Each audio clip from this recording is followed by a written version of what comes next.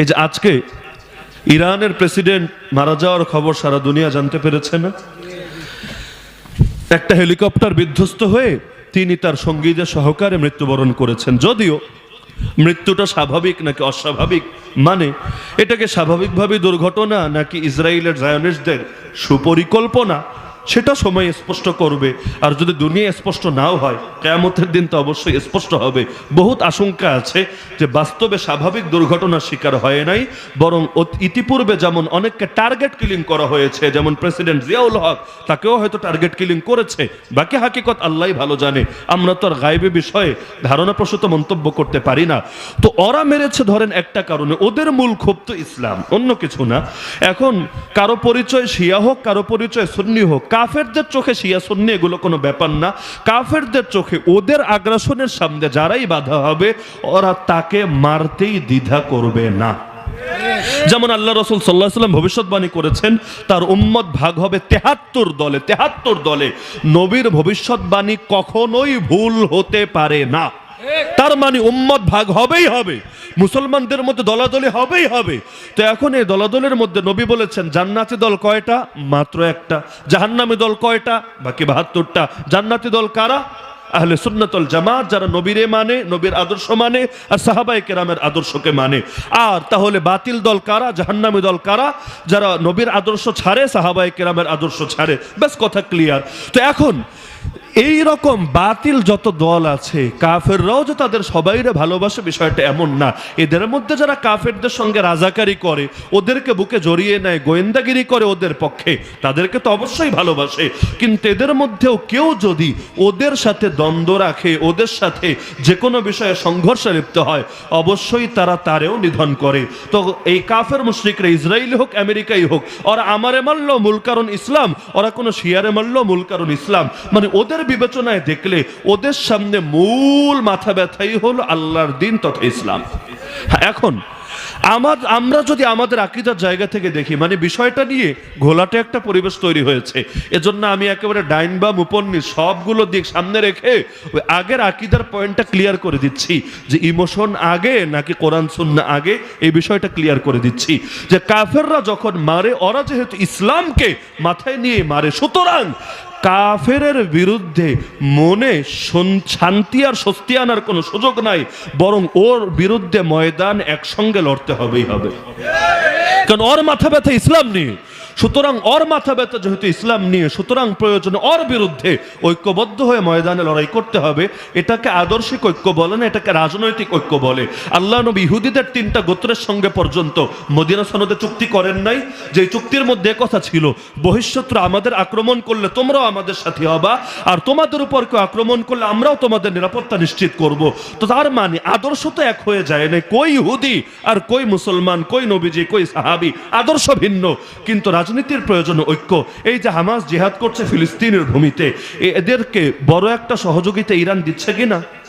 কিসের জন্য দিচ্ছে? যে শিয়ারা সুন্নিদেরকে জান দিয়ে, মন দিয়ে, প্রাণ দিয়ে ভালোবাসতে শুরু করেছে এজন্য?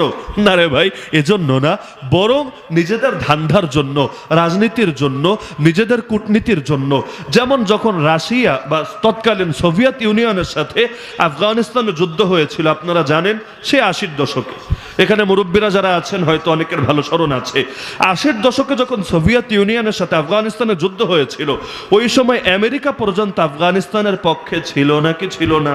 লোক তো এগুলোই, এই মোল্লা মুন্সিরাই, এই হুজুররাই। তখন জঙ্গি বলে নাই, জঙ্গি বলে নাই, বরং তখন অস্ত্র বিক্রি করেছে, সারা দুনিয়া থেকে লোক গিয়েছে, এগুলো পর্যন্ত দেখে দেখে, তাকিয়ে তাকিয়ে দেখেছে। বাংলাদেশ থেকে অনেকে গিয়ে আফগানিস্তানের হয়ে যুদ্ধ করে নাই? আরে ভাই, করে নাই? করেছে। এগুলো সব দেখেও না দেখার ভান করে থেকেছে। কেন? কারণ সোভিয়েত ইউনিয়ন আমেরিকা শত্রু। তো যদি শত্রুরে মারে, সমস্যার কি আছে? আরে হুজুর মানুষ, ব্যাপার না, ওরা মারুক গিয়ে, ওদের পাশে থাকবো কেন? আগে শত্রুরে দমাতে হবে। তো শত্রুও বন্ধু হয়ে যায়, শত্রুও বন্ধু হয়ে যায়। কিন্তু এটা আদর্শের কারণে না, এটা ধান্দার কারণে। তো এখন ইরান যদি হামাসকে সহযোগিতা করে, এ কারণে না যে ওরা সুন্নিদেরকে মহব্বত করতে শুরু করেছে, বরঞ্চ কি কারণে? আরে বলেন না কি কারণে? রাজনৈতিক ধান্দার কারণে। চীন আফগানিস্তানকে সহযোগিতা করে নাই আমেরিকার বিরুদ্ধে যুদ্ধে, এবং এখনো পর্যন্ত যখন অন্যান্য দেশ স্বীকৃতি পর্যন্ত দিতে রাজি না, ওই সময় চীন আর পাকিস্তান এই আফগানিস্তানের পাশে দাঁড়ানোর চেষ্টা করছে না। কিসের কারণে? যে চীন মুসলমানদেরকে দিল দিয়ে মন দিয়ে ভালোবাসতে শুরু করেছে। এজন্য এতই যদি প্রেম প্রীতি থাকে, উইঘুরের বুকে দশক দশক ধরে মুসলমানদেরকে মারছে কোন দুঃখে? তার মানে ওরাও মুসলমানদের মারে, ওরাও জুলুম করে, ওরাও নির্যাতন করে, কিন্তু ধান্দা প্রয়োজনে নম্রতা স্বীকার করে নিতে পারে। বাংলাদেশেও দেখেন না, একবার দেখবেন এক দলরে মারে, আবার 2 বছর পর তারই বুকে নিয়ে জড়িয়ে ধরে। মানেটা কি রে ভাই? আগে মারলি, পরে আবার বুকে জড়াইয়া ধরলি, তাহলে আসলে তোর বন্ধু না আসলে তোর শত্রু? বলবে হুজুর, পলিটিক্সের মধ্যে এই সবসময় এক নীতি চলে না। পলিটিক্সের প্রয়োজনে কখনো কাছে টানাও যায়, পলিটিক্সের প্রয়োজনে কখনো ধৈরা মারাও যায়। মূল হলো ধান্দা। ধান্দা অর্জনের জন্য সব কিছুই করা যায়। কেগুলো হয় না, কি হয় না? তো আদর্শ ভিন্ন জিনিস, আর রাজনীতি আর কূটনীতি ভিন্ন জিনিস। তো ইব্রাহিম রাইসি যে মৃত্যুবরণ করেছে, আপনারা হয়তো দেখার কথা যে আফগানিস্তানের তালেবানি বলেন আর ফিলিস্তিনের গাজার হামাসি বলেন, তারাও অনেকে শোকবার্তা জানিয়েছে। শোকবার্তা যে তার মৃত্যুতে আমরা দুঃখিত। শোকবার্তা ভিন্ন জিনিস, আর আল্লাহ তারে জান্নাত দিয়ে দাও, আল্লাহ তারে মাফ কইরা দাও, আল্লাহ তার উপর রহমত বর্ষণ করো, দুইটা ভিন্ন জিনিস। শোকবার্তা মানে কি? যে তার মৃত্যুতে আমরা অনুতপ্ত, তার মৃত্যুতে আমরা দুঃখিত, এবং আল্লাহ তোমরা সকলে এখানে সবর করো, সান্ত্বনামূলক বাক্য, ব্যাস এটাই তো। এখানে আখিরাতের কোনো বিষয় নাই। তো শোক জানায় কেন? শোক জানায় রাজনীতিকে সামনে রেখে, শোক জানায় কূটনীতিকে সামনে রেখে। আদর্শটা এখানে মুখ্য বিষয় না। কিন্তু যেই প্রসঙ্গে আমি এত কথা টানলাম, যারা আল্লাহর নবীর সাহাবীদের দুশমন হয়, তারা কখনোই আমাদের বন্ধু হতে পারে না। রোমার পারস্য আল্লাহ নবীর জামানায় যুদ্ধ চলছিল, এক দলের দ্বারা আরেক দল বিভিন্ন সময় তারাও জুলুমের শিকার হতো, কিন্তু কাফের তো কাফেরই। তো রোমার পারস্য যুদ্ধ চলে বলে এখন ধর্মীয় আদর্শকে ভুলে যাওয়ার কিন্তু সুযোগ থাকে না। আর এই রাফিজ শিয়াদের আবার অনেক শাখা গোষ্ঠী আছে, কিন্তু ইরানের মূলধারা শিয়াই হলো ইসনা আশারিয়া শিয়া, যারা 12 ইমামে বিশ্বাসী, যারা কাফের হওয়ার ব্যাপারে উম্মতের কোনো দ্বিমতই নাই। আরে যারা আল্লাহ নবীর সাহাবীদেরকে গালিগালাজ করলে পেটের ভাত হজমই হয় না। আপনি ইহুদিদেরকে জিজ্ঞাসা করেন, বলো তো নবী মুসার উম্মতের মধ্যে সর্বশ্রেষ্ঠ কারা? ওরা বলবে নবী মুসার সাহাবীরা। আপনি খ্রিস্টানদেরকে জিজ্ঞাসা করেন, বলো তো খ্রিস্টান উম্মতের মধ্যে সর্বশ্রেষ্ঠ কারা? ওরা বলবে ঈসা নবীর সাহাবীরা। আর এই শিয়া হলো সেই শিয়া, ওদেরকে জিজ্ঞাসা করেন, বলো তো এই উম্মতের মধ্যে সবচাইতে নিকৃষ্ট কারা? ওরা বলবে নবীর সাহাবীরা। নাউযুবিল্লাহ। এমনকি যারা কাউকে নতুন করে শিয়া বানাতে গেলে এই কালেমা পর্যন্ত পরে, এগুলো তো অনলাইনের যুগ, সার্চ করলেও পেয়ে যাবেন। আশহাদু আন্না আবা বকরিন ওয়া উমর ওয়া উসমান ওয়া আয়েশা ফিন্নার, এই বাক্য পর্যন্ত পড়ায় যে আমি সাক্ষ্য দিচ্ছি আবু বকর জাহান্নামী, ওমর জাহান্নামী, ওসমান জাহান্নামী, আয়েশা জাহান্নামী। নাউযুবিল্লাহি মিন যালিক। এমনকি যেই জালেম অগ্নি পূজক ওমর রাদিয়াল্লাহু আনহুকে নামাজের মধ্যে এসে শহীদ করেছে, ওর কবরে পর্যন্ত মাজার বানিয়ে ওরা নিয়মিত উৎসব করে প্রতি বছর। দেখলে মনে হবে হায় রে, কোনো পিসাবের মাজারে এসে মনে হয় ওরা কিছু আনন্দ উৎসব করছে, কিন্তু না। যে অগ্নি পূজক বিধর্মী ওমরকে শহীদ করেছে, তার কবরকে গিয়ে ওরা এভাবে সেখানে আনন্দের জায়গা বানিয়েছে। যারা নিয়মিত আম্মাজান আয়েশা রাদিয়াল্লাহু আনহা শানে গুস্তাখি করে, নবীর সাহাবীদেরকে গালিগালাজ করে, ওদের একটা দল তো বলে আল্লাহ তাআলা ওহী দিয়ে পাঠিয়েছিলেন মূলত আলীর কাছে, কিন্তু ভুলে চলে গেছে মুহাম্মদুর রাসূলুল্লাহ সাল্লাল্লাহু আলাইহি ওয়াসাল্লামের কাছে। অতীতে ওদের একটা উগ্র দল এমনও ছিল যারা আলী রাদিয়াল্লাহু আনহুকে ইলাহ পর্যন্ত বলতো। ইলাহ মানে আল্লাহ, তিনি মাবুদ, তিনি খোদা, তিনি আল্লাহ। এমনকি ওদের একটা দল বিশ্বাস করে আলী মরেন নাই, বরং তিনি এখনো জিন্দা আছেন, তিনি আবার আসবেন, তিনি মেঘের মধ্যে থাকেন, এবং আসমানে যে গর্জন হয় এটা মূলত তার ঘোড়ার আওয়াজ, ইত্যাদি ইত্যাদি জঘন্য আকীদা। যারা বিশ্বাস করে কোরআন পুরোটা নবী পৌঁছান নাই, বরং কোরআনের কিছু অংশ গোপন রেখেছেন, যেটা তাদের 12 ইমামের কাছে সংরক্ষিত আছে, এরকম জঘন্য জঘন্য আকীদা। এমনকি যারা মুতাবিয়ে করে, যারা তাকিয়া করে, যারা ইসলামকে বরবাদ করার জন্য সব ষড়যন্ত্র করে রাখে, মুসলমান তাদেরকে দিল দিয়ে, মন দিয়ে, প্রাণ দিয়ে কিভাবে ভালোবাসতে পারে? মাসলাকি ইখতিলাফ ভিন্ন জিনিস, আর এগুলো ভিন্ন জিনিস। হানাফি, শাফি, হাম্বলি তাদের মধ্যে ইখতিলাফ আছে, মাযহাবি, লামাযহাবি তাদের মধ্যে ইখতিলাফ আছে। আবার ধরেন সুন্নি, ওয়াহাবি যারা আপনারা বিভিন্ন নামকরণ করেন, তাদের মধ্যে ইখতিলাফ আছে। ওই ইখতিলাফ আর এই ইখতিলাফ কি এক? আরে বলেন না, ওটা আর এটা এক? স্পষ্ট কথা, আল্লাহর নবীর সাহাবীদের যারা দুশমন, তারা কখনো আমাদের বন্ধু হতে পারে না। এই ইসলাম আমাদের পর্যন্ত এসেছে তো সেই সাহাবীদের দ্বারা। তো যারা আবু বকরের দুশমন তারা আমাদেরও দুশমন, যারা ওমরের দুশমন তারা আমাদেরও দুশমন, যারা ওসমানের দুশমন তারা আমাদেরও দুশমন। আরে আহলে বাইতকে তো মহব্বত করা লাগবে। যে আহলে বাইতকে মহব্বত করে না সে নবীকে মহব্বতের দাবি কিভাবে করবে? কিন্তু আহলে বাইতের মহব্বত করতে গিয়ে বাকি সাহাবীদের সঙ্গে বেয়াদবি করার অধিকার তোমাদেরকে কে দিয়েছে? তো বাংলাদেশে এখন ব্যাপক হারে এই সাহাবী বিদ্বেষী তৈরি হচ্ছে, সাহাবী বিদ্বেষী। আপনাদের এই ব্রাহ্মণবাড়িয়াই এক বক্তার জিহ্বা পর্যন্ত কেটে ফেলেছিল না? কিসের জন্য? খালি এক সাহাবীর পক্ষে কথা বলেছে বলে। অপরাধীটা এক সাহাবীর পক্ষে কথা বলেছে, এজন্য তার জিহ্বা কেটে ফেলেছে। মানে সাহাবী বিদ্বেষী কি হারে তৈরি হচ্ছে।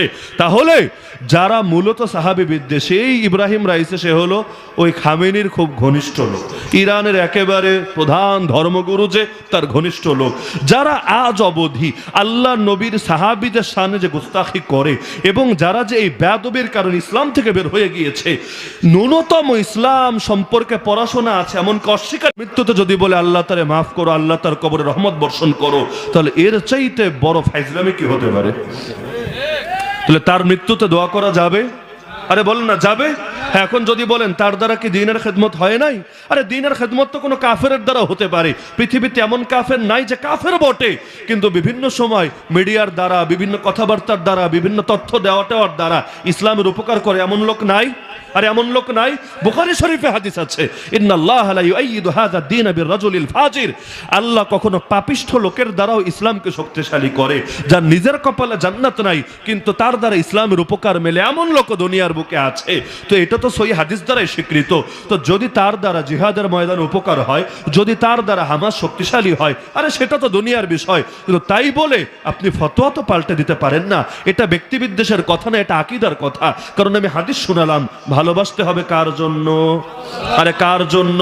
তা আল্লাহর জন্য ভালোবাসার মানে কি? যে আল্লাহর বিপক্ষে তারে ভালোবাসতে হবে, যে নবীর বিপক্ষে তারে ভালোবাসতে হবে, যে নবীর সাহাবীদেরকে গালিগালাজ করে তাকে ভালোবাসতে হবে। কিন্তু দেখা যাচ্ছে বাহ, বাঙালি পারলে ঠেইলা ধাক্কা জান্নাতে ঢুকায় দিচ্ছে।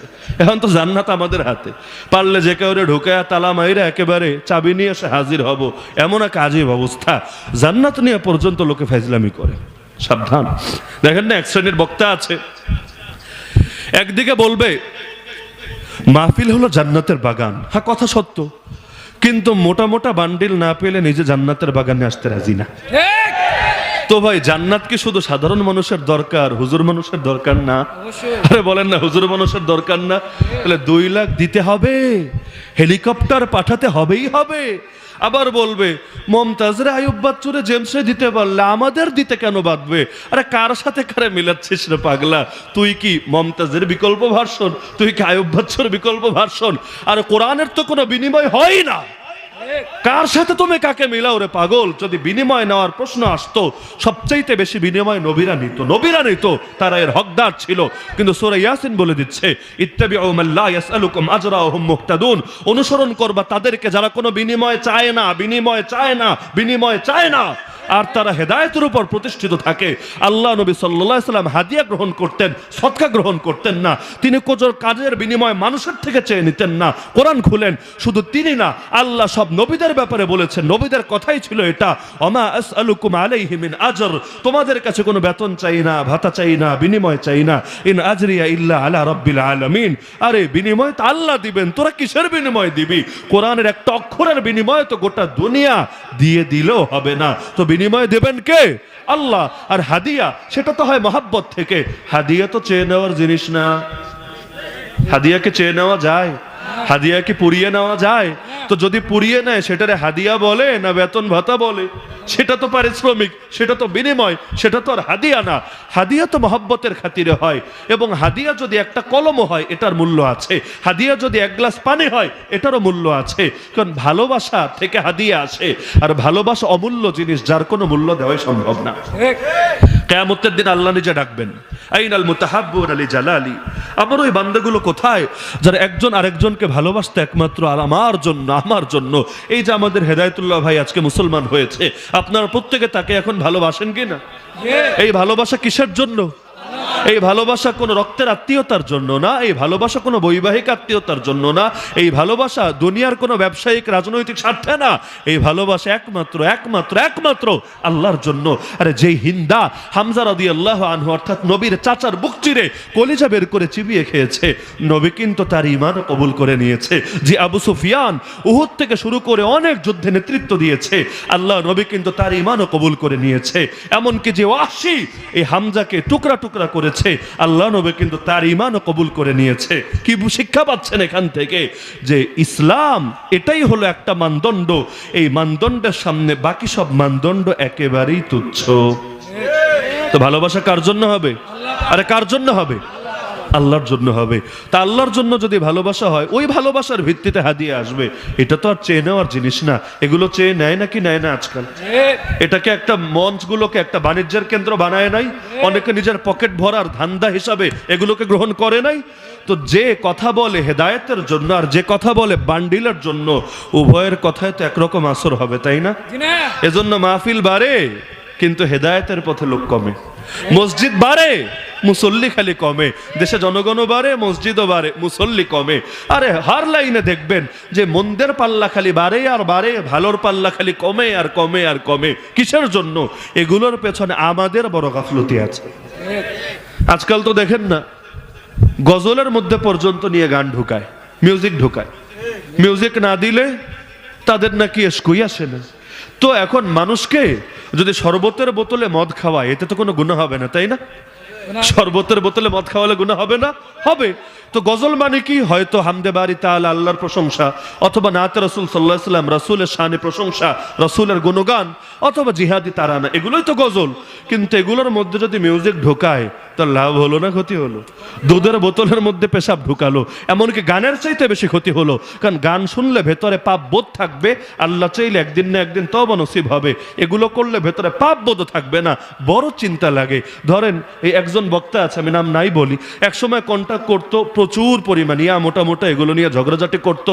তো ঝগড়াঝাটি করতে আলেম ওলামার বদনাম হতো। তা আমরা যখন সকলে মিলে প্রতিবাদ করেছি, বাধ্য হয়ে থুক্কু দিতে বাধ্য হয়েছে, ঠিক আছে আর আমি করব না, কারণ না করলে পায়ের তলায় মাটি থাকবে না। কিন্তু এখন দেখেছে নতুন করে শুরু করেছে মিউজিক দিয়ে গজল আপলোড করা, কণ্ঠ যেহেতু আছে মিউজিক দিয়ে গজল আপলোড করা। দিন শেষে উম্মতের ইমানে তো হুমকির মুখে, উম্মতের আমলে তো হুমকির মুখে। এখন আবার ঝামেলা দুই জায়গায়। এগুলো নিয়ে যদি বলেন তাতেও সমস্যা, যদি না বলেন তাতেও সমস্যা। না বললে কি সমস্যা? আপনারাই বিচার দিবেন আল্লাহর কাছে যে হুজুর আমরা সাধারণ মানুষ বুঝতাম না, এই মোল্লাগুলো তো বুঝতো, ওরা তো আমাদেরকে ধরায়া দিল না। যদি ধরায়া দিত আমরা সচেতন হতাম। দোষ আমাদের না, দোষ মোল্লাদের। এদেরকে ধরে আগে জাহান্নামে দেন, কারণ ওরা এখানে হক গোপন করেছে। আর যদি বলি এতে কি সমস্যা? তাহলে যাদের ব্যাপারে বলা হবে তারাও নারাজ, আর পাবলিক ভাববে হুজুরে হুজুরে মনে হয় কামড়া কামড়ে চলে। তাহলে হুজুরের লেবাস গায়ে দিয়ে কেউ যদি খেজুরগিরি করে, ব্যাপারে বলা জরুরি না? সৌদি আরবের মধ্যে দেখবেন অনেকে বিশাল জুব্বা আল খেল্লা লাগিয়ে একেবারে ধুরুম ধারুম করে নাচ গান করছে, মদের বোতল একের পর এক সাবার করছে, অথচ ইয়া লম্বা জুব্বা, আমার চাইতো লম্বা জুব্বা, টাকনুর নিচেও ঝোলে, হেঁটে হেঁটে গেলে অটোমেটিক ঝাড়ু হয়ে যায়, কষ্ট করে ঝাড়ুও দেওয়া লাগে না। তো ওদের গায়ে সাদা জুব্বা আছে, আমারটা তো কালো, ওদের গায়ে সাদা জুব্বা আছে, এবং মাথার মধ্যে ওই লাল একটা রুমাল বাঁধে, এর উপরে আবার কালা একটা কি জানি রশির মতো দিয়ে রাখে। তো এভাবে যেহেতু লেবাস পরেছে, এখন মদ খেলে খাক, নারী নিয়ে ফুর্তি করলে করুক, যা মনে চায় তা করুক, কিচ্ছু তো বলা যাবে না। নাকি আগে বলতে হবে? নাকি আরো আগে বলতে হবে? তো এখন মক্কা মদিনার খেদমতের দায়িত্ব নিয়েও কেউ যদি ভণ্ডামি করে, ছেড়ে দেওয়ার তো কোনো সুযোগ নাই। কারণ হকের জন্য সব ছাড়া যায়, কোনো কিছুর জন্য হক ছাড়া যায় না। তাহলে আমাদের পরিচয় আমরা মুসলিম। মুসলিম মানে আত্মসমর্পণকারী, মানে নিজেকে সঁপে দিতে হবে আল্লাহ তাআলার ইচ্ছার উপর, আল্লাহ তাআলার কথার উপর, আল্লাহ তাআলার আদেশ এবং নিষেধের উপর। এই একটা কাজ যদি করতে পারেন আর কিচ্ছু লাগবে না জীবনে। ব্যাস একটা কাজ। যে কোনো কিছু করার আগে, যে কোনো কিছু বলার আগে খালি এটা চিন্তা করবেন এটা আল্লাহর ইচ্ছা অনুসারে হচ্ছে কিনা। ব্যাস যদি ভেতর থেকে জবাব আসে হ্যাঁ এটাই আল্লাহর কথা, এটাই আল্লাহর ইচ্ছা, করেন, আল্লাহ তাআলা আপনাকে জান্নাত দিবেন। আর যদি এমন হয় না, কারণ আমি ভেতরের ইচ্ছার কথা কেন বললাম জানেন? নবী বলেছেন গুনাহ কাকে বলে উম্মত শুনে রাখো, ওয়াল ইসমু মা হাকা ফি সাদরিক ওয়া কারিহতা আন ইয়াত্তালি আলাইহি নাস। গুনাহ হলো সেটা যেটা করতে গেলে অন্তরে খটকা লাগে, আর তুমি এটা অপছন্দ করো মানুষ জেনে যায় কি না এই টেনশন কাজ করে, ওইটাই গুনাহ। আল্লাহ তাআলা আমাদের ভেতরে এমন একটা যোগ্যতা রেখেছেন, ফিতরা এমন একটা নেচার রেখেছেন, দেখবেন গুনাহ করতে গেলে কেমন কেমন জানি লাগে। আর একেবারে যদি গুনাহ করতেই থাকে এক পর্যায়ে ওইটা নষ্ট হয়ে যায়। কিন্তু প্রথম যেদিন বদনজর করে ভেতরে খারাপ লাগে না, প্রথম যেদিন সিগারেটে টান দেয় ভেতরে খারাপ লাগে না, প্রথম যেদিন ইসলামের কোনো বিধান লঙ্ঘন করে অন্তরে কেমন কেমন লাগে না? তো গুনাহ বাঙালির সমস্যা জানায় না, বাঙালির সমস্যা মানায়। কোনটা গুনাহ কোনটা সওয়াব এটা তো আপনারা জানেন না। কে জানেন না আপনারা? কোনটা গুনাহ আপনারা জানেন না? এই যে আমাদের মাঝে মধ্যে বলে হুজুর মদ নিয়ে বয়ান দেন, সুদ নিয়ে বয়ান দেন, ঘুষ নিয়ে বয়ান দেন। ভালো কথা, মদ যে হারাম এটা তো বাঙালি জানে না, সুদ যে হারাম এটা তো এখনো কারো সামনে ক্লিয়ার না, ঘুষে যে ক্ষতি, দুর্নীতির যে সমস্যা এগুলো তো এখনো পাবলিক বোঝে না, নতুন করে বোঝাতে হবে নাকি? আরে সমস্যা জানায় না রে ভাই, সমস্যা মানায়, জেনেছে ঠিকই কিন্তু মানারলেই না সমস্যা। না হলে এই দেশের অধিকাংশ লোক এত জানে এই মাইকের সামনে বসিয়ে দেখেন না, আমাদের মতো 1 ঘন্টা বলতে না পারলেও 10-20 মিনিট সুন্দর মতো লেকচার দিতে পারবে। তো সমস্যা জানায় না, সমস্যা মানায়। দিলগুলো তৈরি করতে হবে, আল্লাহর সামনে নিজেকে সঁপে দেওয়ার মানসিকতা পয়দা করতে হবে, তাহলে দেখবেন সবই সহজ। মহব্বত থাকলে সব সহজ লাগে না। মানুষ নিজের বউয়ের জন্য, নিজের প্রেমিকার জন্য কত কষ্ট করে, কষ্টই মনে হয় না। আর দিলে মহব্বত না থাকলে সাধারণ থেকে সাধারণ কাজও করতে ভাল লাগে না, বিরক্ত লাগে। ইসলামের সঙ্গে মহব্বত তৈরি করেন, শেষ রাতে দাঁড়ানো কষ্ট লাগবে না। আর মহব্বত না থাকলে জুম্মার নামাজেও আসতে মন চাইবে না। মহব্বত তৈরি করতে রাজি আছেননি? এজন্য কি কাজ করবেন এটা বলে আলোচনা শেষ। বেশি বেশি জিকির করবেন ইনশাআল্লাহ, পারবেন তো? কাজ করলে হাত কাজ করবে, কিন্তু মুখটারে অযথা বসায় রাখবেন না। যখন জরুরতের কথা বলবেন বলেন, কিন্তু বাকি টাইম চুপচাপ বসে থাকা কি লাভ? চুপ করে বসে থাকলে কিছুই হবে না। কিন্তু একবার সুবহানাল্লাহ বললো, আল্লাহ এমন একটা গাছ দিবে জান্নাতে, 500 বছর চললো ওই গাছের ছায়া অতিক্রম করতে পারবেন না। তো এত বড় গাছ পেলে এত বড় জান্নাতও তো পাবেন, কারণ এই গাছ তো জান্নাতের এরিয়ার মধ্যেই থাকবে। তার মানে যত জিকির তত মাকাম, যত জিকির তত মাকাম। এক সাহাবী বলেছে, নবী জান্নাতে যাওয়ার শর্টকাট রাস্তা বলে দেন। নবী বলেছেন, জিহ্বারে ভিজায় রাখ, জিকির করতে করতে টেনশন লাগবে না, সহজে পারবে জান্নাতে চলে যেতে। তাহলে বেশি বেশি আল্লাহর জিকির চলবে এখন থেকে। রাজি আছেন তো ইনশাআল্লাহ? যেই জিকিরই করেন ব্যাপার না, মনে চাইলে আস্তাগফিরুল্লাহ পড়েন, মনে চাইলে দরুদ শরীফ পড়েন, মনে চাইলে যা মনে চাই, কোরআন তেলাওয়াতি হোক, আল্লাহর নামই হোক, কিন্তু সদা সর্বদা জিহ্বাটাকে আল্লাহর জিকিরে ব্যস্ত রাখেন। তাহলে মিথ্যা কথাও মুখে কম আসবে, গান বাজনাও কম আসবে, গীবত শিকায়তও কম আসবে, চগলখুরিও কম হবে। জাহান্নাম থেকে আল্লাহ আপনার নাম কেটে দিবে, জান্নাতীদের লিস্টে আল্লাহ আপনার নাম উঠায় দিবে। আল্লাহ সবাইকে তৌফিক দান করুক, আমিন। ওয়া আখিরু দাওয়ানা আলহামদুলিল্লাহি রাব্বিল আলামিন। সবাই দুরূদ শরীফ পাঠ করুন।